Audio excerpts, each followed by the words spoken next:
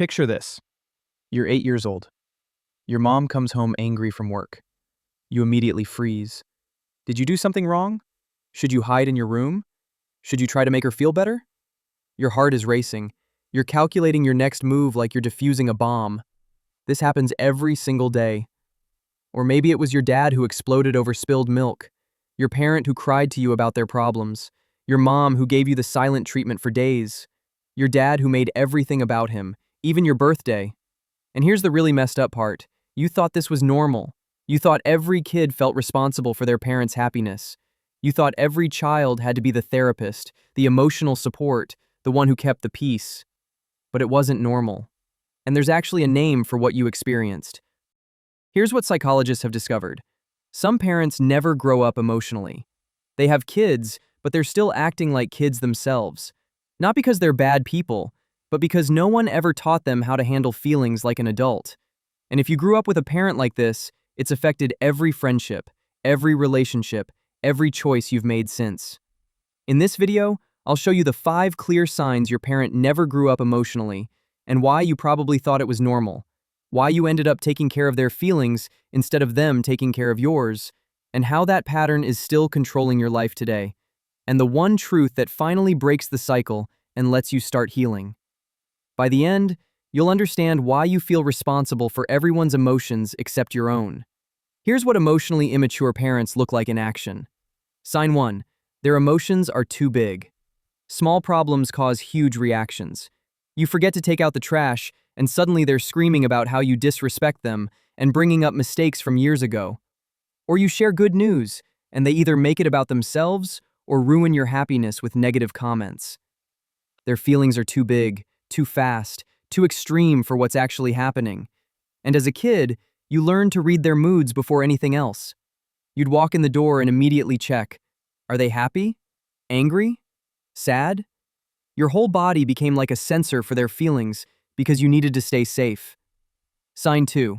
They can't handle your feelings. When you were upset, scared, or hurt, they couldn't be there for you. Instead, they'd say things like, "You're too sensitive," or "Other kids have it worse," or "Stop crying or I'll give you something to cry about." Your pain made them uncomfortable, so they shut it down instead of comforting you. This teaches you something terrible. Your feelings don't matter. Only theirs do. So you learn to hide your emotions, to pretend everything's fine, to handle everything alone, because asking for help feels scary or useless. Sign 3. You became the parent. You had to take care of your parents' feelings instead of them taking care of yours. You managed their emotions, broke up their fights, comforted them when they were sad. You were their therapist, their emotional support, their little adult when you should have just been a kid. This steals your childhood. Kids are supposed to be taken care of, not doing the caretaking. When it flips backwards like this, you grow up feeling responsible for everyone's problems except your own. Sign 4. Poor boundaries. They invaded your privacy, read your diary, burst into your room without knocking, demanded to know everything about your life. Or the opposite. They were so distant you felt like a stranger in your own home. Emotionally immature parents can't maintain healthy boundaries because they don't see you as a separate person with your own needs and autonomy. You're either an extension of them or invisible to them. Either way, your sense of self gets lost. Sign 5. Everything centers them. Your accomplishments became their bragging rights.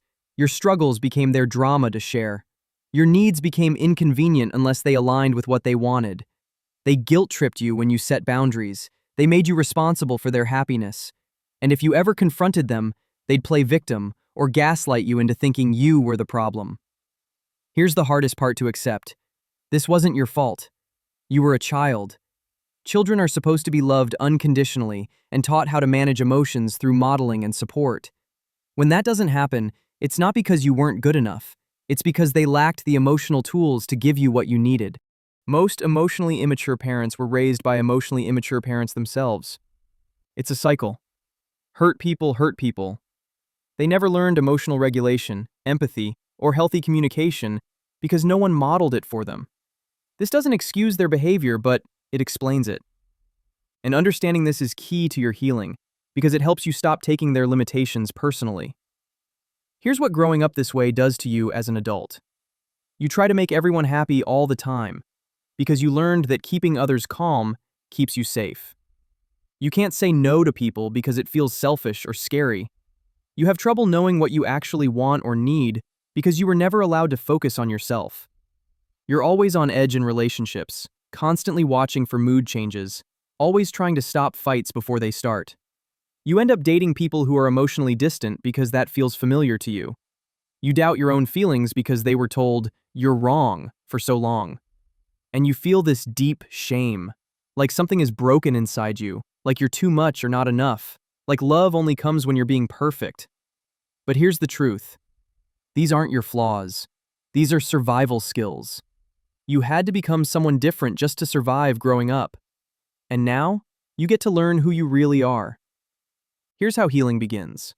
First, name what happened. Say it out loud or write it down. My parent acted like a kid themselves. That hurt me, and it wasn't my fault. Just acknowledging the truth is powerful. You're not being dramatic. You're seeing reality clearly. Second, create boundaries. You don't owe them complete access to your life just because they're your parent. You can limit how much you see them, change topics when they get toxic, or leave when they upset you. Boundaries aren't mean. They're protecting yourself. Third, give yourself what they couldn't give you. When you're upset, instead of ignoring your feelings like they did, stop and ask, what do I need right now? Then actually do it. Give yourself comfort, kindness, rest, support, whatever you need. Fourth, get help. A therapist who understands family trauma can help you heal these wounds. Support groups with other people who grew up like this help too. You don't have to figure this out alone. And finally, stop waiting for them to change. Most parents like this never do. They can't see the problem. Waiting for their apology or for them to finally understand you keeps you stuck. Your healing doesn't need their permission. You deserved a parent who could handle their own emotions. You deserve to feel safe, seen, and supported. You didn't get that, and that's deeply unfair. But you can give it to yourself now. You're not responsible for their feelings. You never were. And recognizing that is the first step toward freedom. If this resonated with you, share it with someone who needs to hear they're not alone in this. And drop a comment telling me which sign hit hardest. For me, it was the role reversal. I was my mom's therapist at 8 years old. If this video helped you see your childhood more clearly, hit that like button and subscribe for more psychology and mental health content that actually helps you heal. Turn on notifications so you don't miss the next one. See you in the next video.